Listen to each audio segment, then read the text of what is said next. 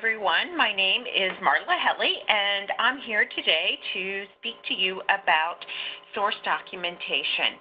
So before we get started, here is a slide just showing my credentials. I am a clinical research professional. I've worked as a research nurse at a large academic center as well as at a private practice conducting clinical research. I've also worked as a CRA as well as a clinical project manager for both sponsor and CROs.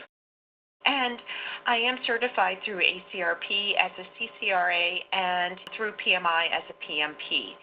So with that, let's look at our learning objectives for today's course. We're going to define source documents. We're going to identify the regulatory requirements that are required for source data and source documents. We're also going to identify 3 attributes of source document worksheets, as well as describing a COAC for source documents and discuss case report forms that are used as source data. Okay, so before we get started, let's take a moment to discuss some of the challenges with source documentation. Using your chat box, share some of the challenges you and your team face with source documentation in your practice as clinical research professionals, or if you want, you can unmute your line and you can actually speak if that would be easier. Okay, incomplete or not done source documents or inconsistencies, no access to the EMR. Yes, that is one of the challenges also, where investigative sites don't understand the importance of allowing access to the EMR when the CRA goes on site to review the source document. So it becomes a challenge. Perhaps they may want to do something such as over the shoulder, which makes it challenging because the CRA then doesn't have time to actually go through the electronic medical record. And when they don't allow you access to the EMR, are they printing off certified copies for you and for your team? Just chat and let me know if that's something that happens.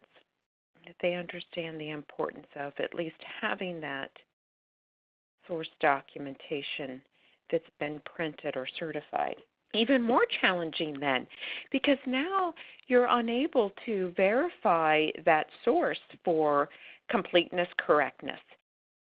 So definitely a challenge, and we're going to talk about this challenge, and I think that this brings us to looking at expectations up front when we initially work with our sites. Even when we go to the beginning of our working with the investigative sites, letting them know, even when we're assessing for feasibility to the trial, if you use electronic medical record, will you provide access to the CRA conducting monitoring to your EMR? Or if you're not able to do this, are you going to provide certified copies of the source documentation?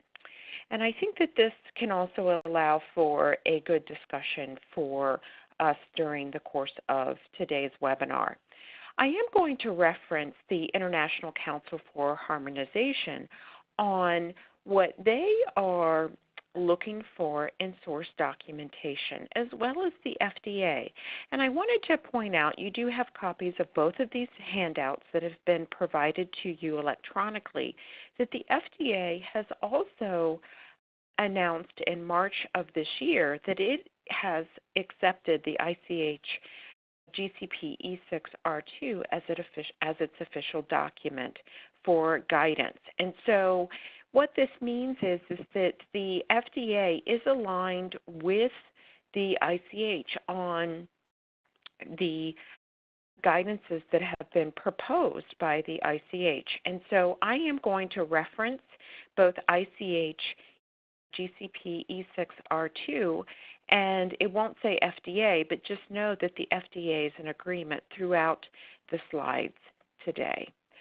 So why did the ICH have this addendum? Well, they were looking at improving to have more efficient approaches to clinical trial design, looking at the conduct oversight reporting while continually ensuring subject protection and reliability of trial results.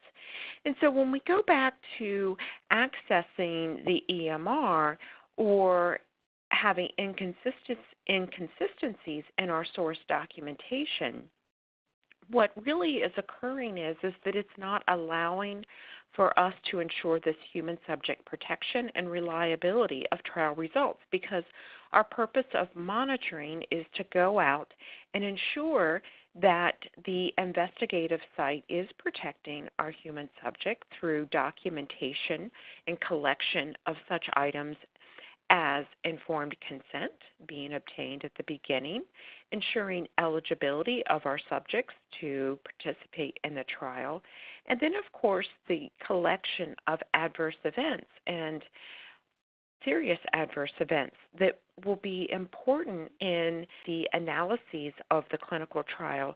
So this goes into this human subject protection and reliability that ICH is referring to with their R2 addendum.